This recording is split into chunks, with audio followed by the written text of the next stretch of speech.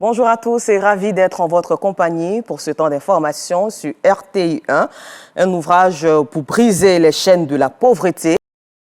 C'est un récit de vie, un témoignage puissant, mais aussi un appel vibrant à l'engagement. Le directeur pays du PNUD en Côte d'Ivoire, André Carvalho, a dédicacé ce vendredi 2 mai à Abidjan son ouvrage « Briser les chaînes de la pauvreté ». Un événement marqué par la présence du Premier ministre Robert Begré-Mambé. Et ce livre retrace l'itinéraire d'un homme qui, parti de Ziguinchor au Sénégal, a gravi les échelons de développement international avec rigueur, courage et passion. Jean-Luc Bango. Une salle pleine, des regards attentifs et une atmosphère de recueillement et d'inspiration.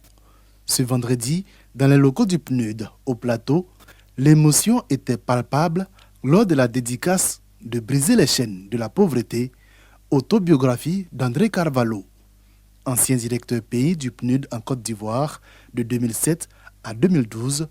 André Carvalho livre dans cet ouvrage de 300 pages un récit sincère et porteur d'espoir.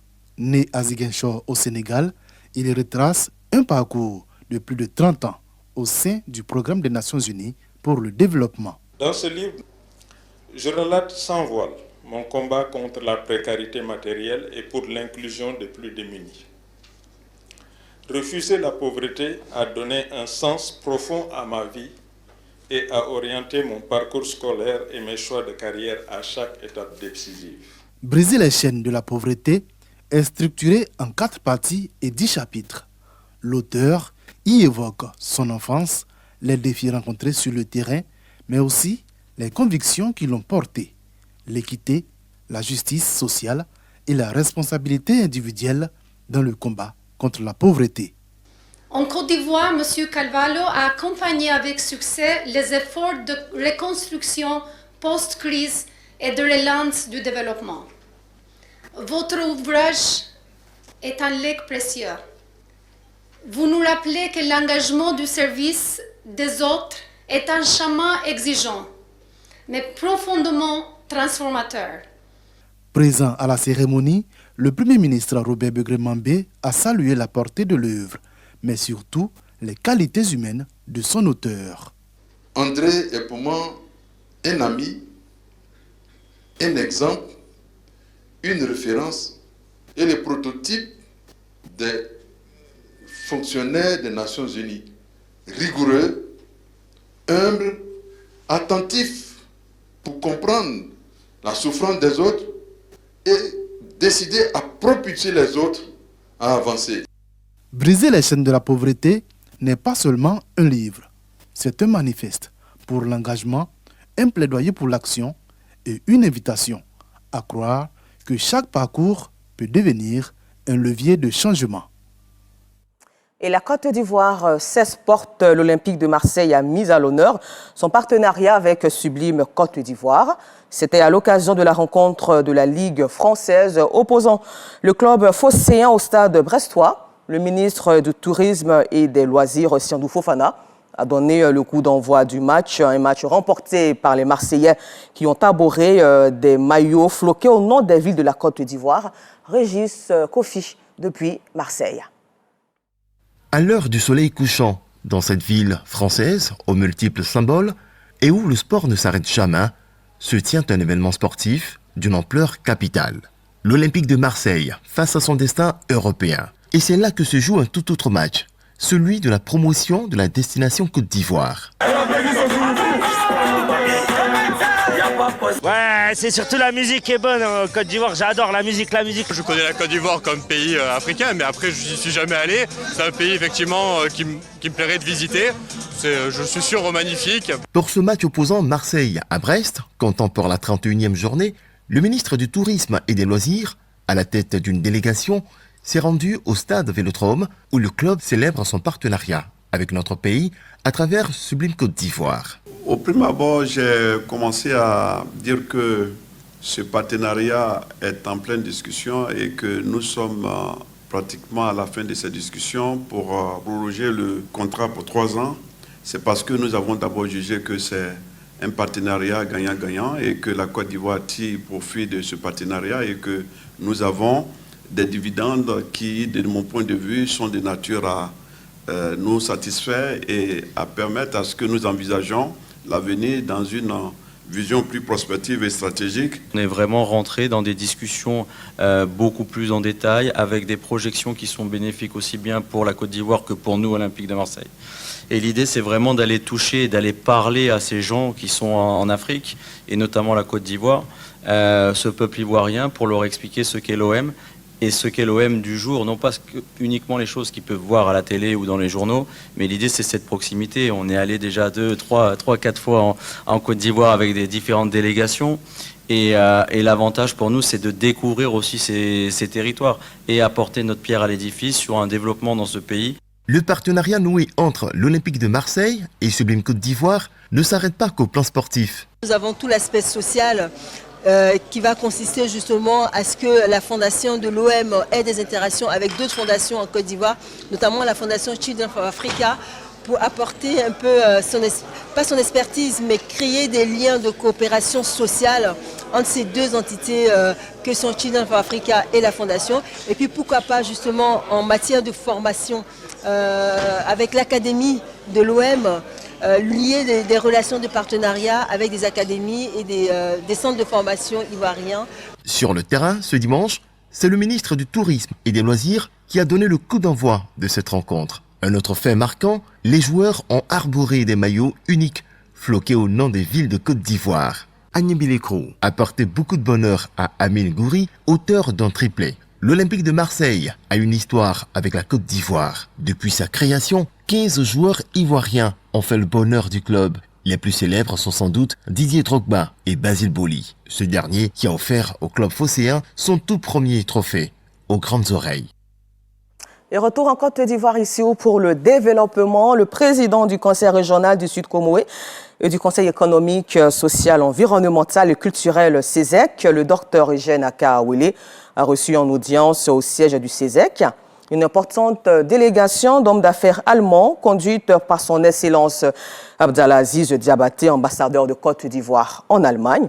Et cette visite de travail marquée par des échanges de haut niveau vise à consolider les bases d'un ambitieux projet d'investissement dans la région du Sud Comoé. Jean-Marc Gadji. Grand Bassam, cité balnéaire classée au patrimoine mondial de l'UNESCO, abritera bientôt un centre commercial et un parc d'attractions de référence en Afrique de l'Ouest. Une ambition formulée par l'entrepreneur Hans Otto Nagel et sa délégation conduite par l'ambassadeur de Côte d'Ivoire en Allemagne en visite de travail au cabinet de Eugène Aka-Awele, président du CESEC et président du Conseil régional du Sud Comoé. J'ai eu la chance de convaincre un membre de la famille qui gère le grand parc d'attractions européen, Europa Park. Donc nous remercions beaucoup Monsieur le Président de nous accueillir ici et de nous soutenir dans nos projets. Monsieur Marcus McEwen, qui aime cette idée, lui aussi, de combiner un centre commercial avec un parc d'attractions, parc thématique. Estimé à un coût global de 200 millions d'euros, soit plus de 130 milliards de francs CFA, ce projet d'envergure devrait non seulement dynamiser l'économie locale et créer de nombreux emplois, mais également offrir de nouvelles perspectives de loisirs et de divertissement pour les populations du Sud Comoé.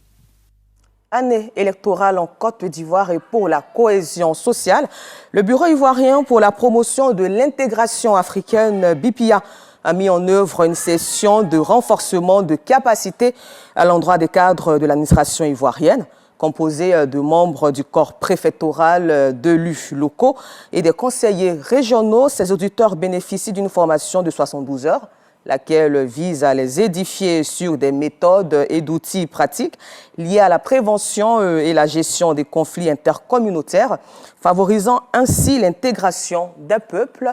Le compte-rendu de Souleymane Donisangou. Des auditeurs composés des cadres de l'administration ivoirienne, notamment membres du corps préfectoral, d'élus locaux et des conseillers régionaux en pleine séance de renforcement de capacités. Experte en management et formatrice du jour, Sika Toedit affiche les attentes des auditeurs. Nos auditeurs apprendront beaucoup de choses. Ce que c'est qu'un conflit, ce que c'est qu'une cohésion sociale. Et ils sauront aussi ce qui cause les conflits, afin de faciliter l'intégration des peuples qui nous rejoignent et de favoriser le vivre ensemble. Des participants attestent du meilleur cadre de collaboration entre différentes communautés en Côte d'Ivoire. Oui, sur le terrain, oui. Pour nous qui avons sillonné un peu le territoire ivoirien, entre communautés, généralement, ça va. Ça va. Le bon vivre, le vivre ensemble, se passe bien entre les communautés. L'accent est mis sur la prévention des conflits. Il s'agit d'une formation en prévention. Surtout, on met l'accent sur la prévention de crises et de conflits en matière sociale. Il est bon que nos administrateurs aient, en plus de leur bagage intellectuel et technique, des notions particulières sur certains domaines. Dans le cadre de la formation à la carte, le Bureau ivoirien pour la promotion de l'intégration africaine appelle à agir pour préserver la paix et construire des ponts entre les communautés, surtout en période électorale. Et dans le cadre de Bonjour Paris 2025 qui a lieu aujourd'hui, samedi 3 mai, au Casino de Paris, l'équipe du groupe RTI et les artistes humoristes ont été reçus par l'ambassadeur et le consul général de Côte d'Ivoire en France. Les diplomates ivoiriens n'ont pas manqué d'encourager le talent des artistes ivoiriens, non sans féliciter la RTI pour l'initiative. Notre envoyé spécial à Paris, Pagasoro Kone de Madongui, était présent dans la capitale française. Voici son compte-rendu. Paris, rue Paul Valéry dans le 16e arrondissement, ambassade annexe de Côte d'Ivoire. À l'intérieur, équipe de production de Bonjour, artistes humoristes et artistes comédiens, mais aussi directeur de la RTI, reçu par l'ambassadeur de Côte d'Ivoire en France, Maurice Kwaku Bandama. Au centre de la rencontre, l'organisation de la 5e édition de Bonjour Paris, événement humoristique à succès de la RTI placée sous le signe de la solidarité, de la fraternité et du vivre ensemble. Je me réjouis de la présence de l'équipe de Bonjour ici à Paris. Et c'est un bonheur pour nous, ambassade Côte d'Ivoire, de donner l'occasion aux Ivoiriens de France de communier avec leurs frères et sœurs. Satisfaits et galvanisés par le message de l'ambassadeur, les humoristes assurent. Casino, on va casser ça. Voilà, c'est samedi là. Parle pas trop. Abidjan, bon, vous allez voir les images à la télé après. Ici là, ils vont vivre ça en direct. Vous venez demain, vous allez voir un show exceptionnel. On est très heureux d'être là. Après l'ambassade, direction le consulat général de Côte d'Ivoire, rue de la Pépinière pour les civilités.